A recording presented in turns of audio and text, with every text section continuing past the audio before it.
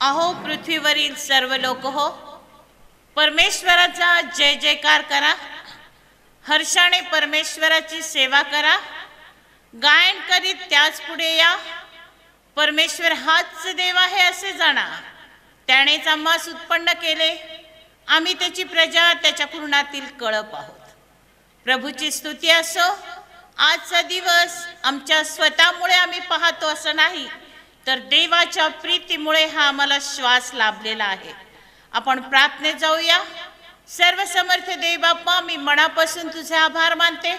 तू चांगला आहे आणि चांगलं तेच करतो. प्रभू येशूचं रक्त आम्हाला सर्व पापापासून शुद्ध करतं. तुझ्या तारणाच्या महान योजनेबद्दल आम्ही आभार मानतो. या जगातून तू आम्हाला निवडून घेतलंस प्रभू, आम्ही आभार मानतो. आपा बाप्पा, हाक मारण्याची संधी दिलीस, आभार मानतो. पण अखेर पृथ्वीनं तुझं गौरव करावं, लोकांनी तुला ओळखावं आणि जीवनी मार्ग त्यांना मिळावा, यासाठी तू म्हटलं, मार्ग मी, सत्य मी आणि जीवन मी. जो तुझ्याकडे येतो त्यास तू घालवून देतच नाहीस माझ्या राजा. खरोखर प्रभू, मज पापीवर दया कर. तुझ्या योजनेने सांगण्यासाठी पवित्र आत्म्याचा अभिषेक मला कर आणि माझं बोलणं प्रभू तुझ्या गौरवासाठी असू दे. या सुंदर वेळेबद्दल धन्यवाद देत नासरेतकर येशूच्या नावात प्रार्थना केली, म्हणून स्वर्गीय पित्या तू ऐक. आमेन. आपण देवाच्या वचनाकडे जाऊया. स्तोत्र संहिता 14. मूढ आपल्या मनात म्हणतो देव नाही. लोक दुष्ट व अमंगळ कर्म करतात. सत्कर्म करणारा कोणी नाही. कोणी समंजस आहे की काय? कोणी देवभक्त आहे की काय? हे पाहण्यासाठी परमेश्वराने स्वर्गातून मानवाकडे अवलोकन केले. प्रभूची स्तुती असो. या ठिकाणी देवाचा येण्याचा योजनेचा महत्वाचा टप्पा आहे. सर्व लोक पापाकडे गेले होते. सत्कर्म करणारा कोणीच नव्हता. देवाला ओळखणारा कोणीच नव्हता. आणि म्हणून तिमोथेचं पहिलं पत्र आणि पहिला अध्याय आणि 15वं वचन सांगतं, ख्रिस्त येशू पापी जगास तारावयास आला. आणि हे वचन पूर्णपणे स्वीकारास योग्य आहे. ख्रिस्त येशू पापी जगास तारावयास आला. आम्ही सर्व बहकलो होतो. आम्ही सर्वांनी आपापले मार्ग धरले होते आणि कुणालाही देवाची गरज उरली नव्हती. पण पापाचं वेतन मरण होतं. देवाने मनुष्याला निर्माण केलं, स्वतःच्या प्रतिरूपाचं निर्माण केलं. जीवनी आत्मा त्याने फुंकला आणि देवाची एकच इच्छा होती की मनुष्यानं देवाचं गौरव करावं. आणि त्यांनी त्याला एदेन बागेत नेऊन ठेवलं. पण एदेन बागेत आपल्याला पाहायला मिळतं की देवाविरुद्ध पाप घडलं गेलं आणि पापाचं वेतन मरण आलं. देहरित्या तर आम्ही मरण पावणार होतोच, पण आध्यात्मिकरित्या देवाचा आत्मा आमच्याकडे होता. त्याचं पतन व्हावं ही देवाची मुळीच इच्छा नव्हती. आणि म्हणून देवानं सांगितलं की मनुष्याचं पतन होऊ नये. आणि म्हणून प्रभू येशू, ख्रिस्त येशू आम्हाला तारणारा म्हणून या जगात आलेला आहे. देवाचा येण्याचा उद्देश एकच आहे की प्रत्येक माणसाचं तारण व्हावं, पापापासून सुटका व्हावी. कारण देव पवित्र आहे आणि अपवित्र लोकांचा स्वर्गाच्या राज्यात प्रवेश होणार नाही. आणि म्हणून ख्रिस्त येशू पापी जगास तारावयास आलेला आहे. ख्रिस्ताला ओळखण्याची गरज आहे. हा आहे तरी कोण? हा जिवंत देवाचा पुत्र आहे, ज्याने स्वतःच्या रक्ताने आम्हाला धुवून स्वच्छ केलेला आहे. आणि तो देव मानवामध्ये अवतरलेला आहे आणि तो देहधारी झालेला आहे. प्रारंभी शब्द होता, शब्द देह होता, शब्द देही झाला आणि त्याने आम्हामध्ये वस्ती केली. यासाठी देवाने आम्हावर जी प्रीती केलेली आहे ती आम्हाला समजली पाहिजे.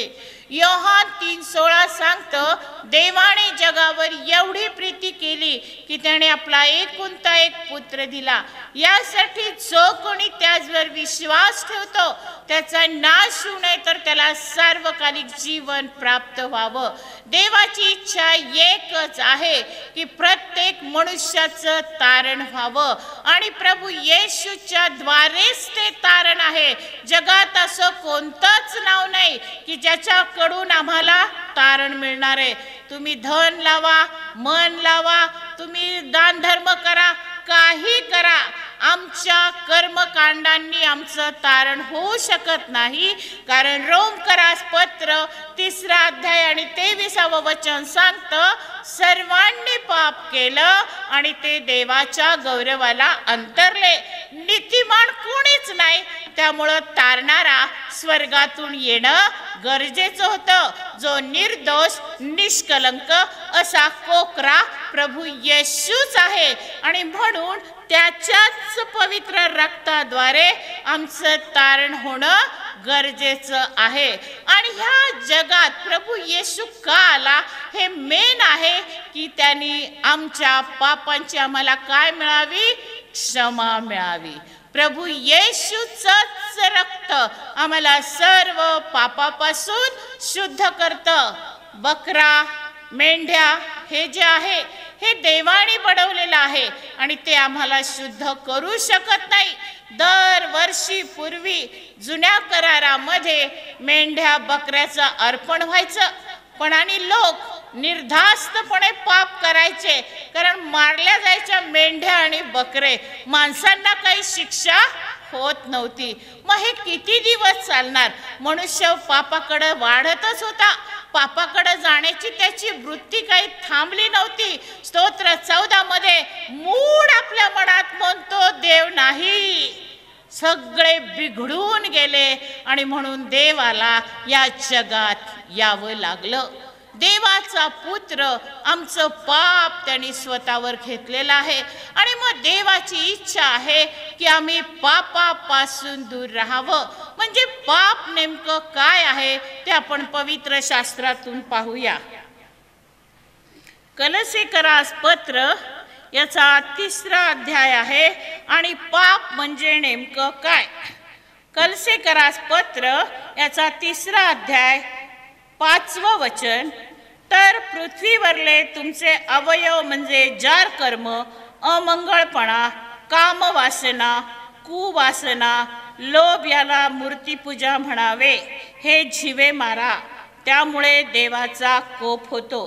तुम्हीही पूर्वी त्या वासनात जगत होता, तेव्हा त्यामध्ये तुम्ही चालत होता. परंतु आता क्रोध, संताप, दुष्टपणा, निंदा, मुखाने शिवीगाळ करणे ही सर्व आपणापासून दूर करा. एकमेकाशी लबाडी करू नका, कारण तुम्ही जुन्या मनुष्यास त्याच्या कृतीसह काढून टाकले आहे, आणि जो नवा मनुष्य आपल्या निर्माणकर्त्याच्या प्रतिरूपाप्रमाणे पूर्ण ज्ञानात नवा केला जात आहे, त्याला तुम्ही धारण केले आहे. ते बापाची स्तुती असो. पाप नेमकं काय? पापाचं डेफिनेशन म्हणजे काय? पाप म्हणजे एक देवाच्या आज्ञा मोडणं. पण देवाच्या दृष्टीनं पाप म्हणजे जार कर्म आहे, अशुद्धपणा आहे, कामातुरपणा आहे, कुवासना आहे. आणि मग देवाने 10 आज्ञा दिलेल्या आहेत की माझ्या समोर तुला अन्य देव नसावेत, तू कशाचीही प्रतिमा करू नये, पाया पडू नये.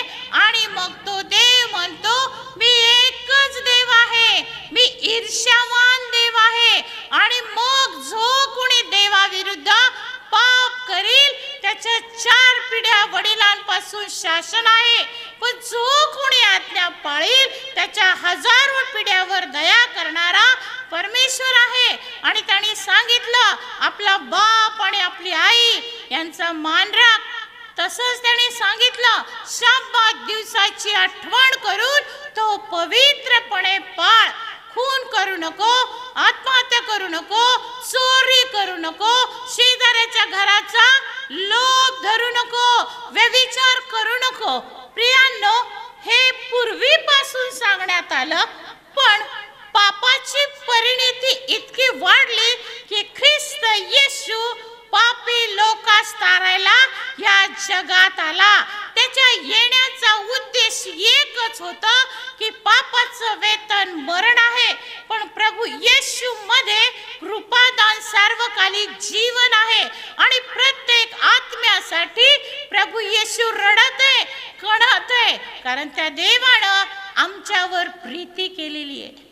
पहिली प्रीती ही परमेश्वरापासून आहे, आणि ती पहिली प्रीती जर परमेश्वर करतो तर आमच्या आत्म्याची काळजी सुद्धा तोच घेणार आहे. कुणाही आत्म्याचा नाश व्हावा ही देवबापाची मुळीच इच्छा नाही. आणि कलसेकरास पहिले पत्र, प्रभू येशूच्या द्वारे आम्हाला काय मिळालेलं आहे?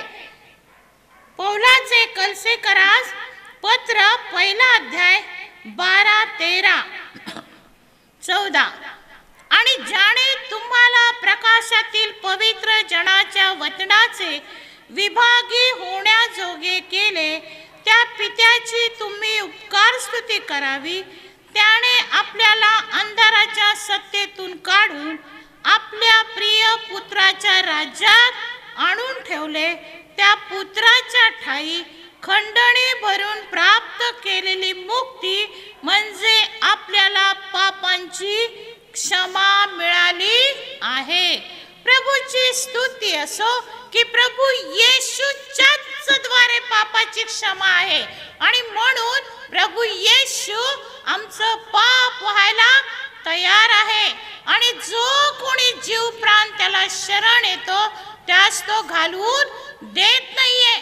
देवाची इच्छा आहे की प्रत्येक माणसानं परमेश्वराला ओळखावं, देवावर आम्ही प्रीती करावी.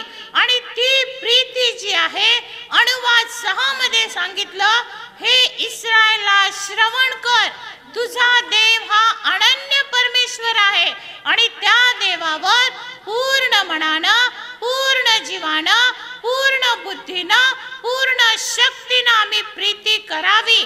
आणि मग तो देव सांगत आहे की माझं वचन तू आपल्या हृदयात बिंबीव. मार्गाने चालत असता, उठता बसता निसता, मार्गाने चालत असता तू त्याचंच नाव घे. आणि अशा रीतीनं आपल्याला पाहायला मिळतं देवाने त्याच्या नामापेक्षा वचनाला थोरवी दिलेली आहे. आणि मग आपण पाहतो यहोशवा याचा पहिला अध्याय आहे, आणि 8वं वचन सांगतं, नियमशास्त्राचा हा ग्रंथ तुझ्या मुखातून ढळू नये, म्हणून यात जे काही लिहिलंय ते मान्य करून पाळ, म्हणजे तुझा मार्ग यशाचा होईल. देवाची इच्छा आहे आम्ही खंबीर व्हावं, आम्ही भिवू नये, आम्ही घाबरू नये, आम्ही कचरू नये, कारण तो आम्हाला दुधामधाच्या प्रदेशात न्यायला तयार आहे. परमेश्वर आमच्यावर प्रेम करणारा बाप आहे, आणि आम्ही त्याच्या प्रीतीला ओळखावं, तारणाचा मार्ग जाणून घ्यावा, पापापासून दूर राहावं, आणि देवावर प्रेम करणे म्हणजे त्याच्या आज्ञा पाळणे होय. ख्रिस्त येशू पापी जनाला तारायला आलेला आहे, तो धार्मिक नीतिमानासाठी आलेला नाहीये. पण मग आम्ही म्हणू आम्ही पाप करत नाही. तो योहानाचं पहिलं पत्र आणि पहिला अध्याय 7, 8, 9 वचन सांगतात की जो म्हणतो मी पाप करीत नाही तो लबाड आहे. एका देवा वाचून कोणीही नीतिमान नाही. सर्वांनी पाप केलं, त्यामुळे प्रत्येकाला पाप क्षमेची गरज आहे, आणि ती पाप क्षमा इतर कोणाकडून मिळणार नाही, तर ती प्रभू येशूच्याच द्वारे मिळणार आहे. मग असा प्रश्न येतो, का बरं प्रभू येशूच आम्हाला पापाची क्षमा करणार आहे? कारण देवाचा पुत्र या जगात आला, तुमच्या माझ्या पापासाठी तो मरण पावला, तो वधस्तंभ त्याने वाहिला, तुम्हाला मला चांगलं आरोग्य मिळावं म्हणून 39 फटके त्याला बसले, त्याची पाठ नांगरली गेली. तुमच्या माझ्या डोक्यात घाणेरडे विचार राहू नयेत, तुम्हाला मला शांती मिळावी म्हणून काट्याचा मुकुट त्याने सहन सहन केला. तुम्ही आणि मी हाताने पायाने जे दुष्कृत्य करतो त्यासाठी खोलवर खिळे त्याला रुतले. जे हृदय कपटी आहे, असाध्य रोगानं जडलेले आणि ज्याच्यात पापच राहतं ते राहू नये म्हणून प्रभू येशूचं पवित्र हृदय चिरलं गेलं आणि आम्हाला कैवारी सत्याचा आत्मा मिळालेला आहे.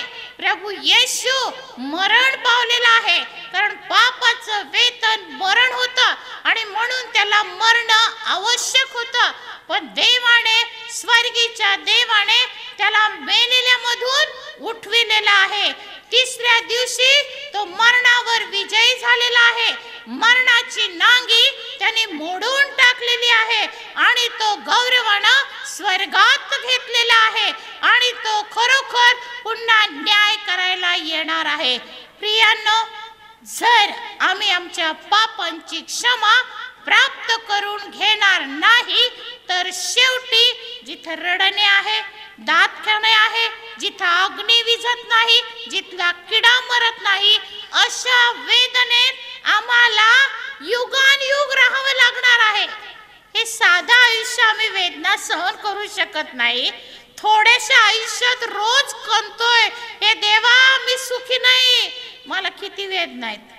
तर युगानयुगाच्या वेदना आम्ही सहन करू शकणार नाही. आणि हे पित्याला माहित होतं की मनुष्य हा मातीचा घडलेला आहे आणि ह्याच्यावर मला प्रेम केलंच पाहिजे आणि म्हणून त्याने देवाचा आत्मा तुम्हाला मला दिला. आणि मग देवाचा आत्मा आहे तर देवाच्या आत्म्याच्या गोष्टी आमच्या जीवनात असणं गरजेचं आहे. देवाची आत्म्याची फळं आमच्या जीवनात असण्याची गरज आहे. आणि प्रीती आहे, ममता आहे, चांगुलपण आहे, सहनशीलता आहे, शांती आहे, आनंद आहे, लीनता आहे, नम्रता आहे, सौम्यता आहे, विश्वासूपण आहे, इंद्रिय दमन आहे. अशी कर्मे करणाऱ्यांना स्वर्गाच्या राज्यात प्रवेश आहे. कारण देहाने जर जगू तर नरकात जाऊ. आत्मा जिवंत करणारा आहे, देहापासून काही लाभ नाही. ख्रिस्त येशू पापी जनास तारावयास आला, तो आत्म्याचा उद्धार करायला आलेला आहे. आणि दानियल 12 मध्ये माती मातीला मिळणार आहे, उपदेशक मध्ये माती मातीला मिळणार आहे आणि देवाचा आत्मा देवाकडे जाणार आहे. पण तो आत्मा डागाळलेला, सुरकुतलेला प्रभू येशू घेणार नाहीये. आणि मग इफिसकराच्या पत्रात सांगितलेलं आहे की वचन रूपी जल स्नानाने धुवून स्वच्छ केलेली गौरवयुक्त मंडळीत देव घेणार आहे. आज तुम्ही कशात आहात?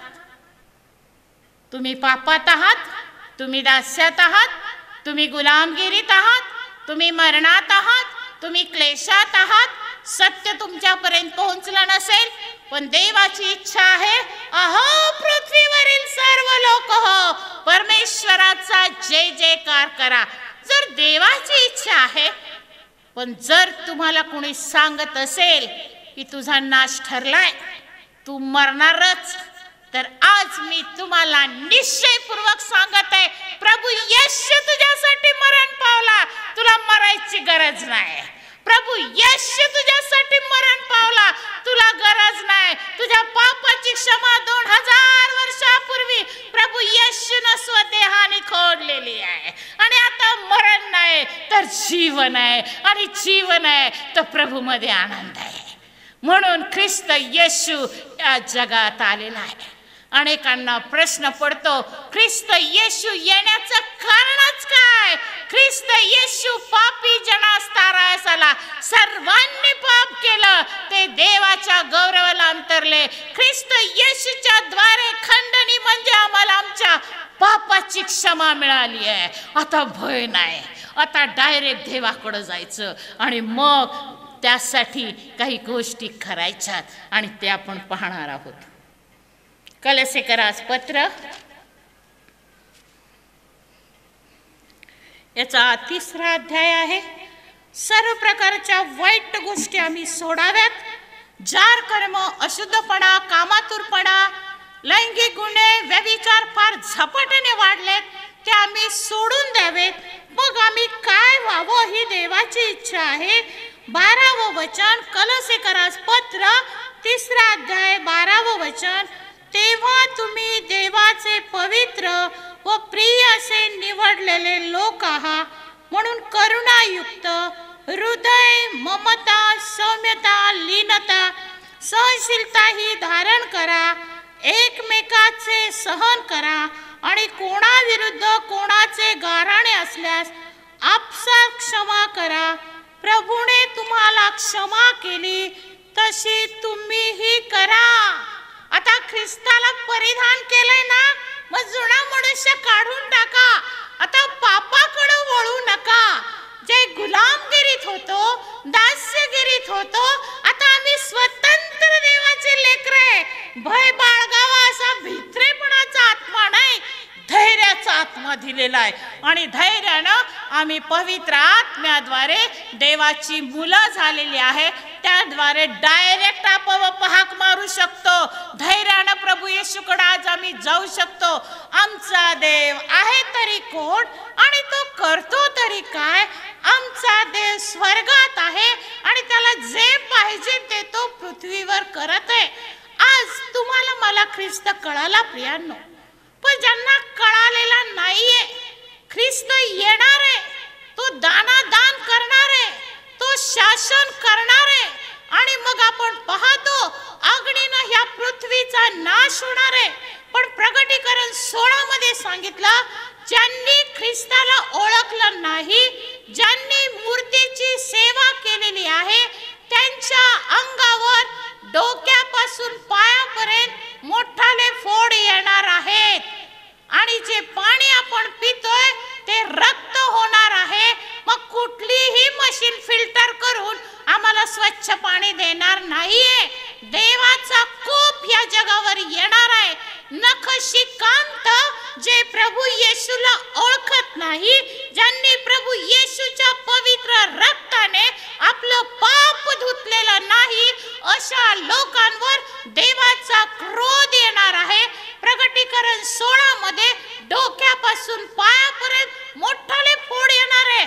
डॉक्टरी इलाज नसणार आहे. देवबाप पाण्याऐवजी रक्त देणार आहे. आणि सगळ्यात मोठी आणि भयंकर पीडा पृथ्वी निर्माण केली, मानव निर्माण केला, तेव्हापासून मोठा भूमिकंप झाला नाही. एवढा मोठा भूमिकंप होणार आहे, 1 मन वजनाची गार माणसाच्या डोक्यावर पडणार आहे.